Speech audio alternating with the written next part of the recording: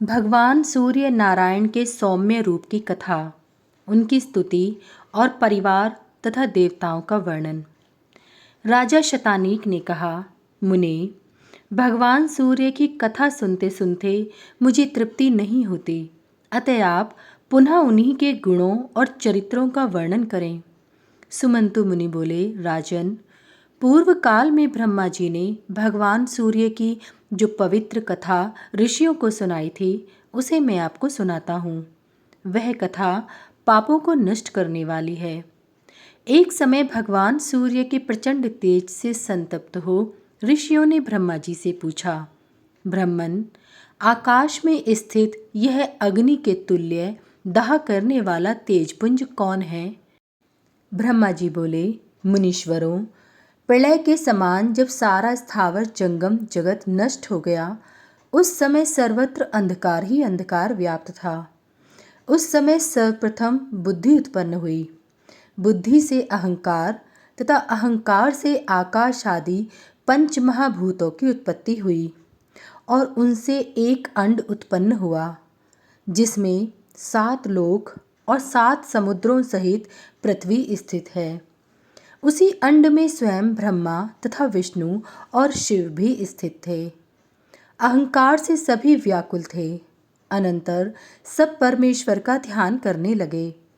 ध्यान करने से अंधकार को हरण करने वाला एक तेज पुंज प्रकट हुआ।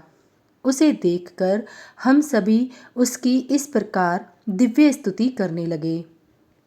हे सनातन देवदेव, आप ही समस्त चराचर प्राणियों के आदि सृष्टा एवं ईश्वरों के ईश्वर तथा आदि देव हैं। देवता, गंधर्व, राक्षस, मुनि, किन्नर, सिद्ध, नाग तथा तिर्यक योनियों के आप ही जीवनधार हैं। आप ही ब्रह्मा, शिव, विष्णु, प्रजापति, वायु, इंद्र, सोम, विवस्वान, वरुण तथा काल हैं एवं जगत के सृष्टा, संहर्ता, पालनकर्ता और सबके शासक भी आप ही हैं। आप ही नदी, सागर, पर्वत, विद्युत, इंद्रधनुष इत्यादि सब कुछ हैं। प्रलय, प्रभव, व्यक्त एवं अव्यक्त भी आप ही हैं। ईश्वर से परे विद्या, विद्या से परे शिव तथा शिव से परतर आप परमदेव हैं। हे परमात्मन, आपके पाणी, पाद, अक्षय, सिर, मुख सर्वत्र चातुर्दिक व्याप्त हैं। आपकी दैदीप्यमान सहस्त्रों किरणें सब और व्याप्त हैं। भू, भुवः, स्वः, महः, जनः, तपः तथा सत्य इत्यादि समस्त लोकों में आपका ही प्रचंड एवं प्रदीप्त तेज प्रकाशित है। इंद्रादि देवताओं से भी दुर्निरीक्ष्य भृगु, अत्रि, पुलह आदि ऋषियों एवं सिद्धों द्वारा सेवित अत्यंत कल्याणकारी एवं शांत रूप वाले आपको नमस्कार है। हे देव, आपका वह रूप 5, 10 अथवा 11 इंद्रियों आदि से अगम्य है। उस रूप की देवता सदा वंदना करते रहते हैं। देव, विश्व सृष्टा विश्व में स्थित तथा विश्वभूत आपके अचिंत्य रूप की इंद्रादि देवता अर्चना करते रहते हैं। आपके उस रूप को नमस्कार है। नाथ, आपका रूप यज्ञ, देवता, लोक, आकाश इन सब से परे है। आप दुर्तिक्रम नाम से विख्यात हैं। इससे भी परे आपका अनंत रूप है, इसलिए आपका रूप परमात्मा नाम से प्रसिद्ध है। ऐसे रूप वाले आपको नमस्कार है। हे अनादि निधन ज्ञान निधे, आपका रूप अविज्ञेय, अचिंत्य, अव्यय एवं अध्यात्मगत है। आपको नमस्कार है।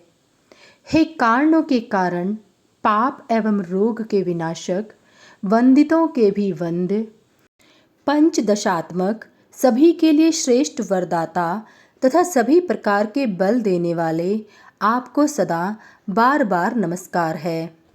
इस प्रकार हमारी स्तुति से प्रसन्न हो वे तेजस रूप कल्याणकारी देव मधुर वाणी में बोले, देवगण, आप क्या चाहते हैं? तब हमने कहा, प्रभो, आपके इस प्रचंड तप्त रूप को देखने में कोई भी समर्थ नहीं है, अतः संसार के कल्याण के लिए आप सौम्य रूप धारण करें। देवताओं की ऐसी प्रार्थना सुनकर उन्होंने ऐब मस्तु कहकर सभी को सुख देने वाला उत्तम रूप धारण कर लिया। सुमंतु मुनि ने कहा, राजन, सांख्य योग का आश्रय ग्रहण करने वाले योगी आदि तथा मोक्ष की अभिलाषा रखने वाले पुरुष इनका ही ध्यान करते हैं। इनके ध्यान से बड़े बड़े पाप नष्ट हो जाते हैं। अग्निहोत्र, वेद पाठ और प्रचुर दक्षिणा से युक्त यज्ञ भी भगवान सूर्य की भक्ति के 16वीं कला के तुल्य भी फलदायक नहीं है। ये तीर्थों के भी तीर्थ, मंगलों के भी मंगल और पवित्रों को भी पवित्र करने वाले हैं। जो इनकी आराधना करते हैं वे सभी पापों से मुक्त होकर सूर्य लोक को प्राप्त करते हैं। वेद आदि शास्त्रों में भगवान दिवसपति उपासना आदि के द्वारा जिस प्रकार सुलभ हो जाते हैं, उसी प्रकार सूर्य देव समस्त लोकों के उपास्य हैं। राजा शतानीक ने पूछा, मुनि, देवता तथा ऋषियों ने किस प्रकार भगवान सूर्य का सुंदर रूप बनवाया, यह आप बताएं। सुमंतु मुनि बोले, राजन, एक समय सभी ऋषियों ने ब्रह्मलोक में जाकर ब्रह्मा जी से प्रार्थना की कि ब्रह्मन, अदिति के पुत्र सूर्य नारायण आकाश में अति प्रचंड तेज से तप रहे हैं।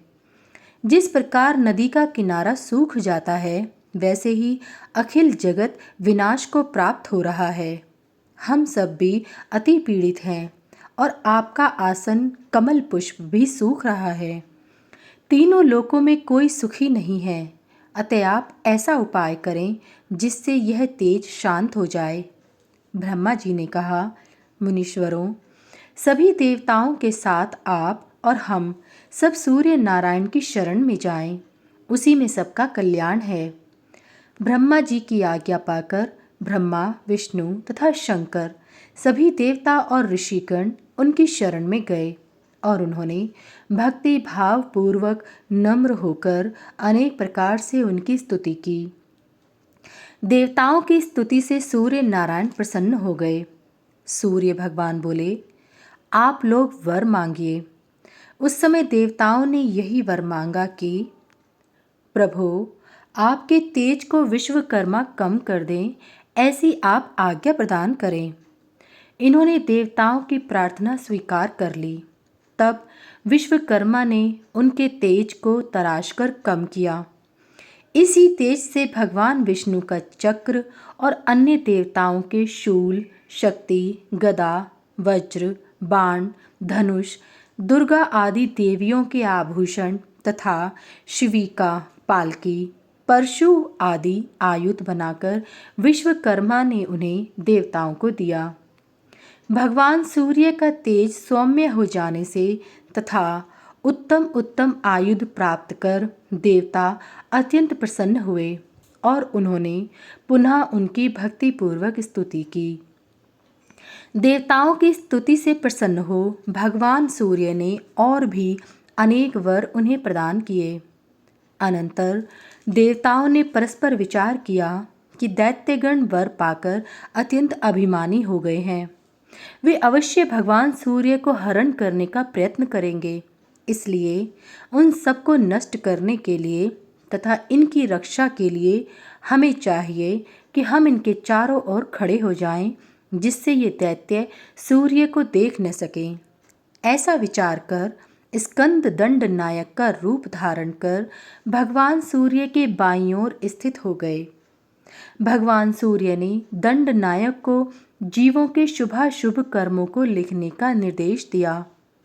दंड का निर्णय करने तथा दंड नीति का निर्धारण करने से दंड नायक नाम पड़ा। अग्निदेव पिंगल वर्ण के होने के कारण पिंगल नाम से प्रसिद्ध हुए और सूर्य भगवान के दाहिनी ओर स्थित हुए। इसी प्रकार दोनों पार्श्वों में दो अश्विनी कुमार स्थित हुए। वे अश्व रूप से उत्पन्न होने के कारण अश्विनी कुमार कहलाए। महाबलशाली राज्ञ और श्रौष दो द्वारपाल हुए। राज्ञ कार्तिकेय के और श्रौष हर के अवतार कहे गए हैं। लोक पूज्य ये दोनों द्वारपाल धर्म और अर्थ के रूप में प्रथम द्वारपाल रहते हैं। दूसरे द्वार पर कलमाश और पक्षी, ये दो द्वारपाल रहते हैं। इनमें से कलमाश यमराज के रूप हैं और पक्षी गरुण रूप हैं। ये दोनों दक्षिण दिशा में स्थित हैं।